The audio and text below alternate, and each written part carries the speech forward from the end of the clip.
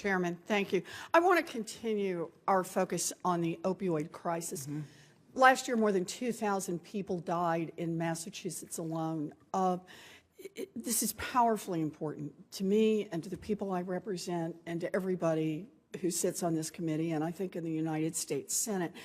Now, Dr. Adams, as Indiana Health Commissioner, you saw the epidemic up close when you dealt with the HIV outbreak in Scott County, Indiana. There's been a lot of discussion about that today, several references to your work there.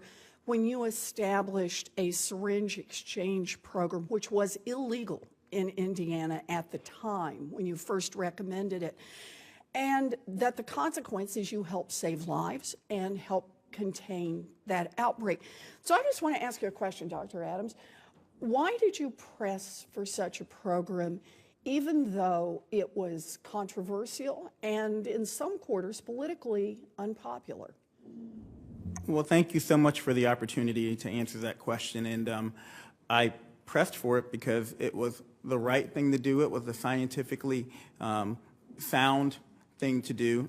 It was what I thought was necessary to save lives and stop disease transmission. But as I mentioned earlier, I also recognized that the knowledge base oftentimes isn't enough, and that we had to partner. The most important thing, as I mentioned earlier, that the governor and I did was go down to Scott County and talk to folks. And I don't want to take up your time, but I do want to say very quickly, ask yourself if I said to you, I'm going to open up a syringe exchange program across the street from where you live. The first thing you're going to say is, oh, no, you're not. And then you're going to say, come down and explain to me why this is necessary. And so partnerships are critical. The science has to be there, but it's got to be given in a sympathetic and empathetic way. So the way I read this, your response, is you said you're willing to do something that's innovative, data-based, even if it turns out to be politically controversial. I feel a trap coming, Senator. No. We can be friends here, Dr. Adams. We are friends. Good. So here's what I want to ask you. Are you aware that the American Medical Association recently endorsed developing pilot facilities where people who use their own drugs can do so safely under medical supervision? I am. I was there when they debated it. And so what's your view on that? My view on that is that the science is not quite there to the extent that it is for syringe exchange programs, but we've got two natural pilot programs, one in Massachusetts and I believe one in Seattle, and I look forward to carefully reviewing the data.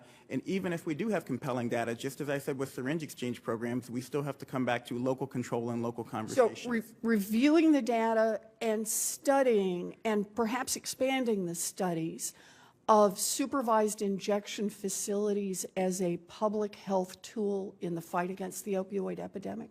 I think it's one of many tools that should be considered in the tool chest, and communities need to be leading that conversation about whether it's right for their community. And we need a Surgeon General who's also going to lead that conversation.